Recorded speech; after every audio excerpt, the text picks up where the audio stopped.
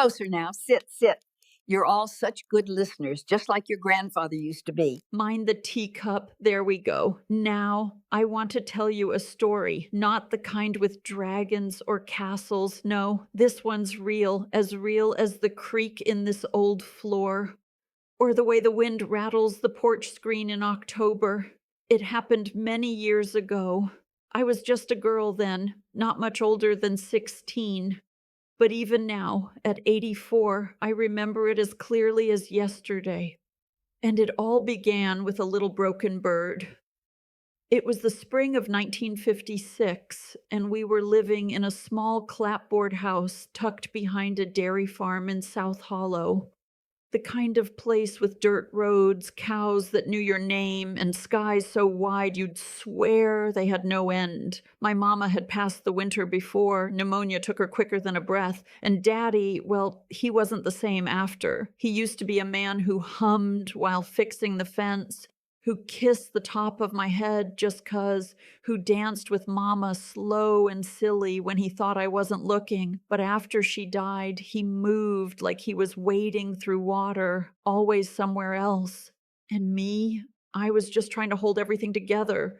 The cooking, the laundry, the chickens. Grief sat heavy in the corners of the house, so I kept moving, hoping maybe if I moved fast enough, the sadness wouldn't catch me. One morning, early May, I think, I went out to hang the wash. The sun was just peeking over the hills, and the grass was still wet from the night's rain. That's when I saw it. At the edge of the clothesline pole, right where the dirt path dipped toward the barn, there was something small, trembling. I thought it was a leaf at first, but then it moved.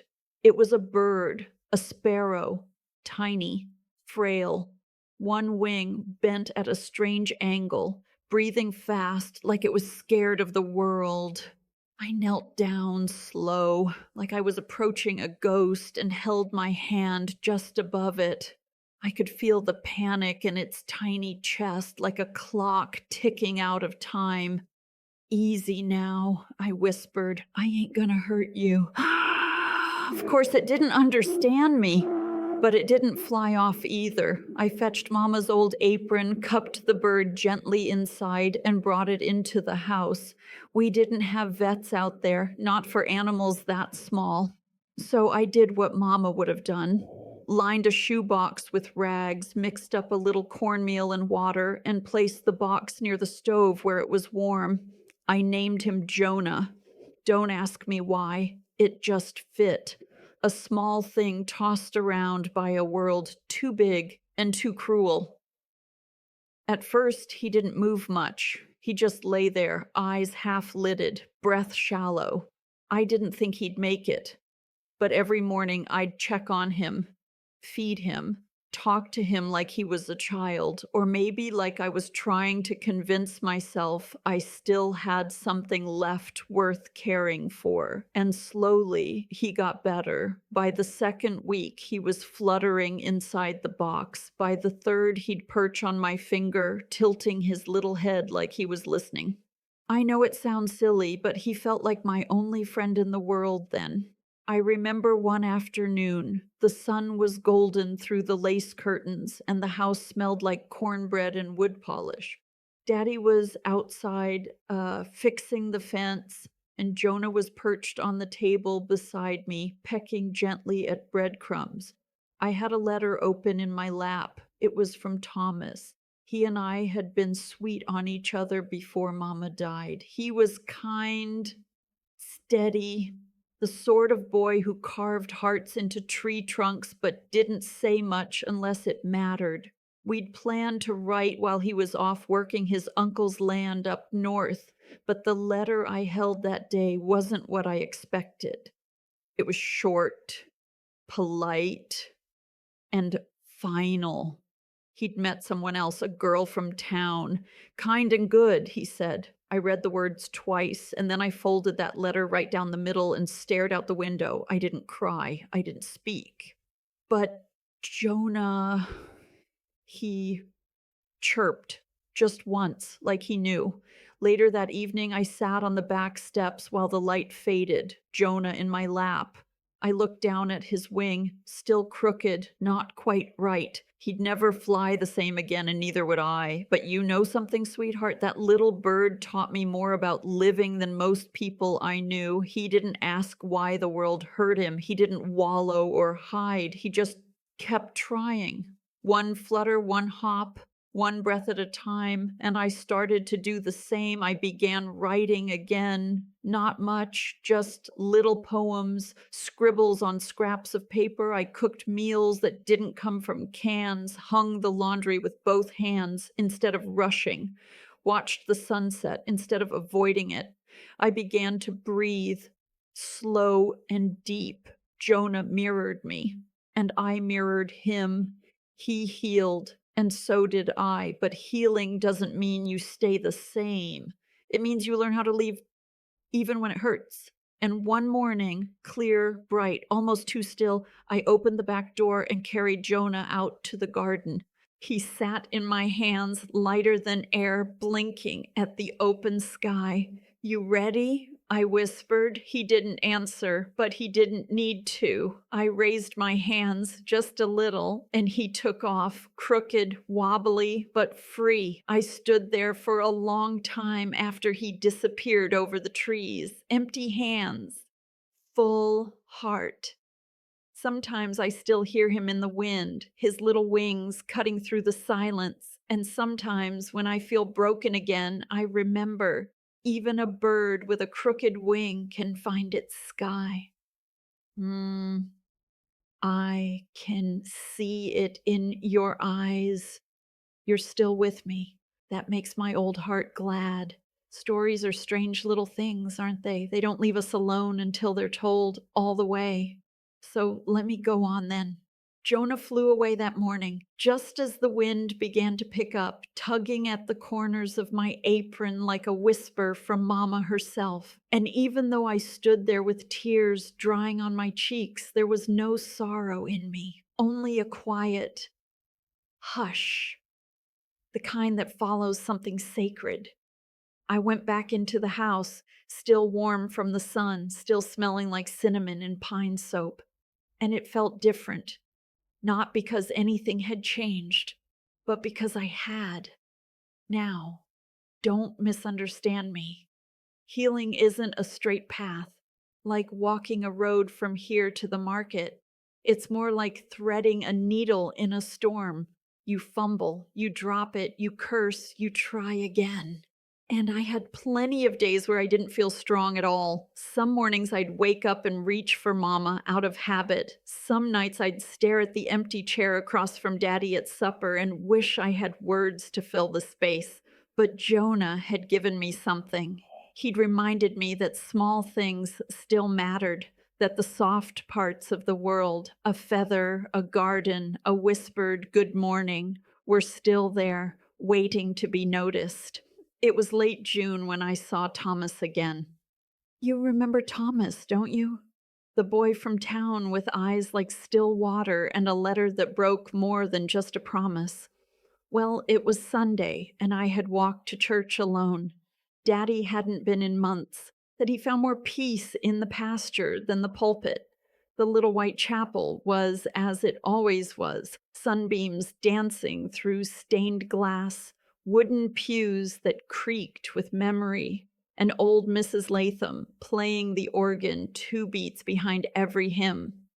I sat near the back, and there he was, 2 rows ahead. Thomas, he looked older, tired in a way I hadn't seen before. There was a girl beside him, pretty, polished, not from around here, but he turned, and our eyes met. Only for a second, but it was enough. I avoided him after the service, slipped out the side door, walked the long way home. My heart wasn't pounding. It was steady, quiet, like it had finally accepted something the rest of me hadn't, that he wasn't mine to miss anymore, and maybe he never had been. That evening, I sat on the back steps again, same place Jonah had left me. The sky was soft blue, the kind that hums when the sun's not looking.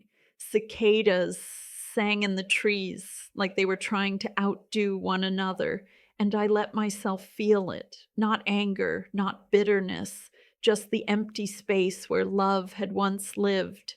And I said goodbye, not out loud, not with tears, just with stillness. And that was enough.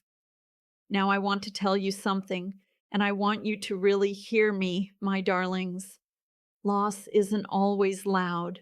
Sometimes it's a quiet shifting of the soil beneath your feet. You don't notice it at first. But one day you step out onto your porch and the world tilts just a little differently. You can't go back to what it was, and you shouldn't, because what comes after, the next planting, the next spring, it needs that shift. It needs the broken ground. Summer wore on. The tomatoes bloomed fat and red. I made pies from the blackberries that grew wild near the creek. Daddy and I started speaking again. Small things at first. Don't forget the eggs. Rain's coming. Supper's at 6. But over time, the silence that had haunted our house began to fade. One evening, he knocked on my bedroom door, something he hadn't done since I was little. He held something in his hand. It was a carved bird made of walnut wood, delicate, sloped just right, with one wing slightly tucked in. I figured you might want to remember him, he said. My throat closed up. I held that little wooden sparrow to my chest like it was breathing, and I nodded. Sometimes you don't need 1,000 words to make peace. Sometimes it's just a gesture, a gift, a carved wing. By the time autumn came, the world had changed. The leaves turned amber and gold, and I walked into town with my shoulders a little straighter. People smiled at me differently. I suppose I smiled back. There was a young teacher at the schoolhouse, Miss Edith. She had chestnut hair and a sharp tongue, but her heart was honey. She asked if I could help with the little ones after school. Just an hour or two, reading and watching them while she marked papers. I said yes. That one yes became the first of many. I learned something sitting on that wooden bench outside the schoolroom with chalk dust in the air and tiny hands tugging at my skirts. I learned that healing doesn't always mean getting something back. Sometimes it means giving something forward, and that's what I did. I gave time, laughter, little songs Mama used to hum. I baked. I told stories. And one chilly November day, a little boy named Eli brought me a feather. Saw it and thought of you, he said. I asked him why. He just shrugged. Sparrows don't give up, he said, matter of fact. I smiled so hard it ached. So when people ask me, how did you survive all that? The grief, the betrayal, the growing up before your time, I tell them this because once a broken little bird let me hold him. And when he flew, I remembered how to fly too, even if my wings looked different. To be continued in part 3. Would you like me to continue, dear one? You said to be continued in part 3. Video script master said, the Sparrow's lesson, part 3 of 4 approximately 1,000 words told in Grandma Evelyn's voice first, person, intimate, reflective. The winters in South Hollow weren't cruel, not like the ones up north, but they had a way of reminding you just how quiet the world could become. Snow would gather in the fields like it was hiding something beneath, and the wind would whistle through the slats of the barn like it had secrets to tell. That year, after Jonah left and Thomas faded into a story I no longer told myself, I started noticing things I hadn't before. The sound of the kettle right before it hissed, the soft crunch of frost beneath my boots, the way Daddy would pause in the doorway before heading out to the barn, not to say anything, just to look at me a second longer than he used to. It was as if we were both waking up from something, grief, maybe, or silence. And I realized he hadn't just lost a wife, he'd lost his partner, his rhythm, the melody of his days. And I'd lost the version of myself that thought love always lasted.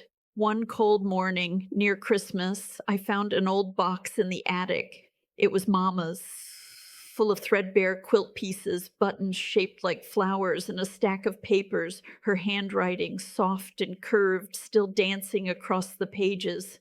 Recipes, notes, and one letter never mailed. It was addressed to me. Evelyn, it said, if you're reading this, it means I'm not there to tell you myself. And that alone breaks my heart. I don't remember how long I sat on the attic floor reading it. She wrote about love, not the kind with roses and ribbons, but the kind that stays when no one's watching. She wrote about sorrow, how it doesn't mean you're broken, just open. And she wrote about sparrows. Do you remember the one that built her nest outside your window that spring? The one you named Larkspur? She wasn't much to look at, wings a little rough, but oh, how she sang. I cried until the cold floor creaked beneath me, and I held that letter like it was her hand. That winter, something shifted between Daddy and me. We started playing cards again, gin rummy, mostly. He'd cheat with a grin just to hear me scold. I'd bake pies just to hear him hum when he took the first bite. There was still sadness. Of course there was, but it softened at the edges, like snow that knows spring is coming. Then came the letter, not from Thomas. No, that chapter was well and truly closed. This one came from the county board. Miss Edith, the school teacher, had written on my behalf without telling me. She'd told them I was good with children, gentle, patient, and that I might make a fine assistant if I ever wanted more than just a bench outside the classroom. I stared at that letter for an hour. It wasn't a job offer. Not really. It was an invitation to step into something new, to choose growth. I said yes. So I began working part-time at the school, mostly reading aloud, helping with snacks, patching scraped knees and broken hearts. I was just 18, but in many ways I felt 100 already. One afternoon, a little girl named Mary tripped and tore her dress. She cried not from pain, but from embarrassment. I sat beside her on the steps and said, "Want to know a secret?" She nodded. I once cried because someone I loved stopped loving me back. I thought it would ruin me. She blinked. What happened? I smiled. I met a sparrow. She looked very serious. Was it magic?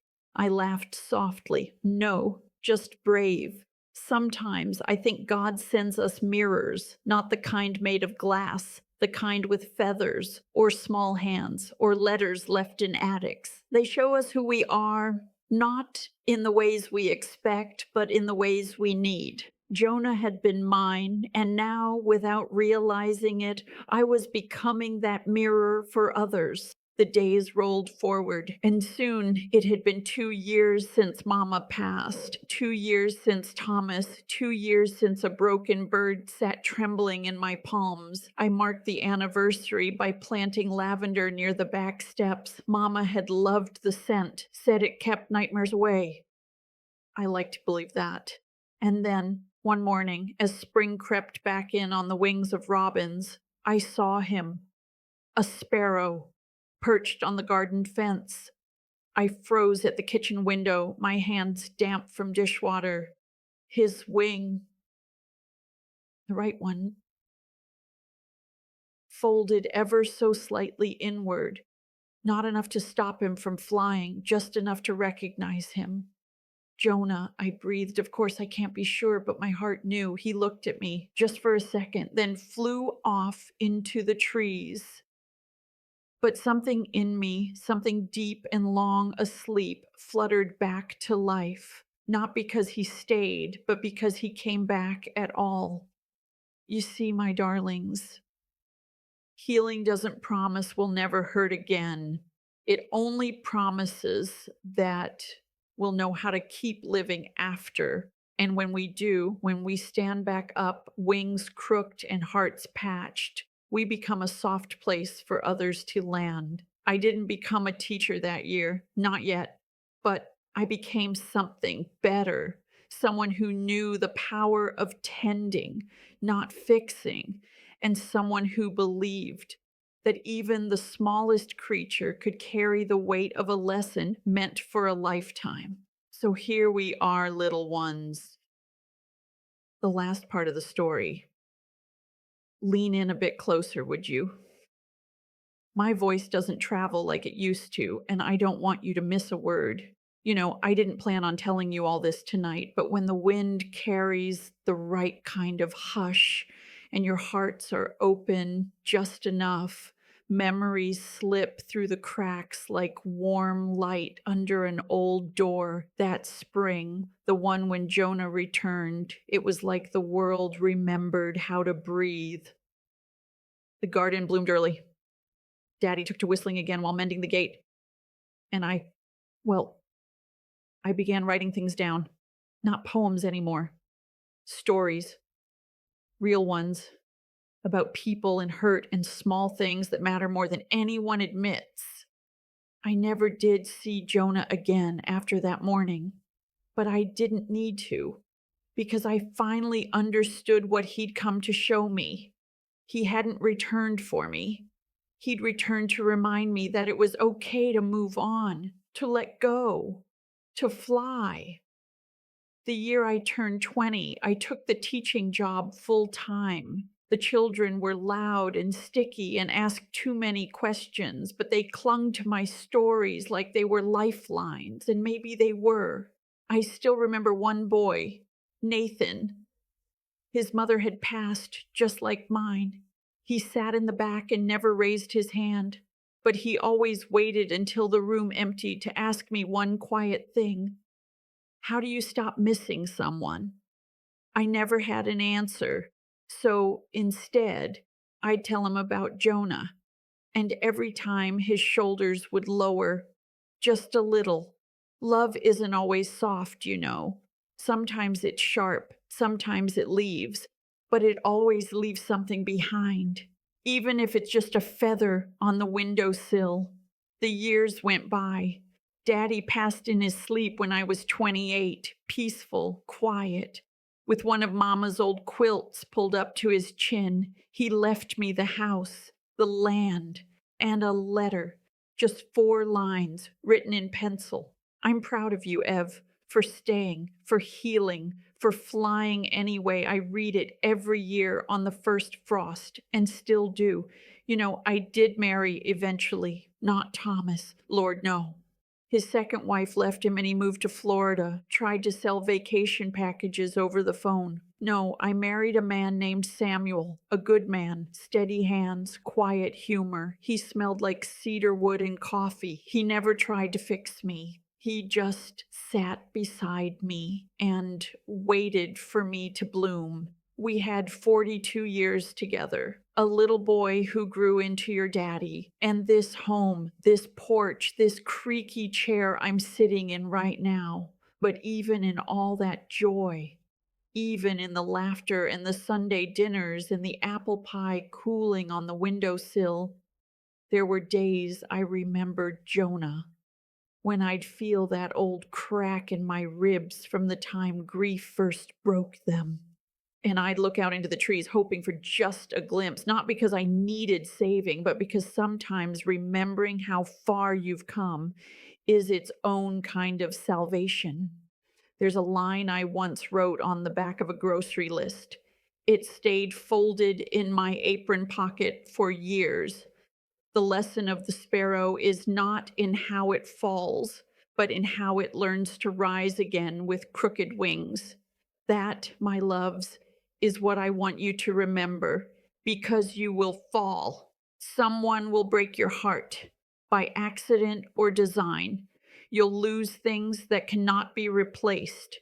You'll sit in silence and wonder if the ache will ever let you rest. And then one day, without ceremony, you'll feel the wind again. And something inside you will shift. You'll rise. Crooked, yes. Different, always. But you'll rise.